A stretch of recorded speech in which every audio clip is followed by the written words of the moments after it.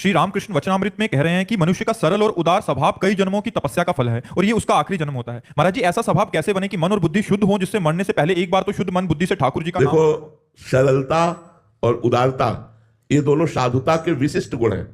संत सरल चित और जगत हित जान स्वभाव स्नेह, ये संतों की साधुता का गुण है। जगत हित, उदारता और सरल चित। संत सरल चित, जगत हित, परम उदार। परम उदार संसार के कल्याण के लिए स्वयं तप, स्वयं भजन करके और जगत मंगल के लिए, तो इससे बड़ा कौन उदार हो सकता है। तो उदारता, हरिवंश नाम है जहां तहां तहां उदारता, सकामता तहां नहीं कृपालुता विशेखे। हरिवंश नाम लीन जे अजात शत्रुते सदा, प्रपंच दंभादिते तहां कछु न पेखे। हरिवंश नाम जे खाए अनंत सुख तेल है, दुराप प्रेम की दशा तहां प्रत्यक्ष देखे। प्रेम मूल यह नाम है।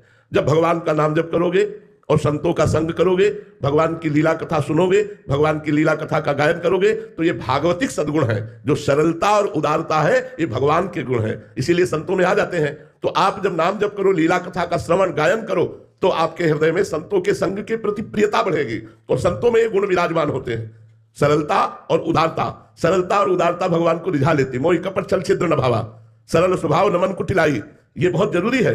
कपट, छल आदि का, दोष दर्शन आदि का त्याग सरलता सहजता से होता है। ये सरल स्वभाव भगवान का है, संतों में उतरता है। तो जब हम भगवान का नाम गुणगान करते हैं और संतों का संग करते हैं, तो दो महान सद्गुण हैं, सरलता और उदारता, ये हृदय में आ जाते हैं। सबके प्रति उदार, क्या करूं जिससे जगत का मंगल हो जाए, क्या करूं जिससे सब कोई सुखी हो जाए, सब कोई दुख रहित हो जाए, ये संतों का स्वभाव होता है, क्योंकि उनमें उदार वृत्ति होती है और सरल चित होते हैं। तो भगवत आराधना से स्वभाव आ जाता है। महाराज जी, परमहंस जी कह रहे हैं कि कई जन्मों की तपस्या का फल है ये, तो क्या एक जन्म में भी ये संभव है महाराज जी? तो हमारा आखिरी जन्म है, क्यों नहीं मान लेते आप?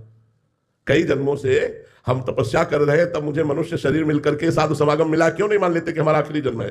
संत समागम मिला कि हमारा आखिरी जन्म है, निश्चय कर लेना चाहिए। यदि आखिरी जन्म ना होता तो हमें संत समागम ही न मिलता। संत समागम मिला, संस्कृति कर अंता, बड़े भाग पाइब सत्संगा और विनय प्रयास होय भव भंगा। सत्संगति संस्कृति कर अंता, संस्कृति मतलब जन्म मरण के चक्र का अंत समय जब आता है तब हमें संतों का संग मिलता है। तो हम मान लेते हैं, जैसे भगवान शंकराचार्य जी ने कहा, हजारों जन्म की साधना के बाद किसी के अंदर मुमुक्षुता जागरण होती है।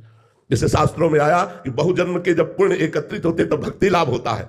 ये सब हो चुका, हमारे बहुत जन्म हो चुके, हजारों जन्म हो चुके, हमारी तपस्या हो चुकी, इसीलिए हमें वृंदावन धाम में संत समागम मिल रहा है। अब हम इसी जन्म में भगवान को प्राप्त करेंगे, ऐसा मानना चाहिए।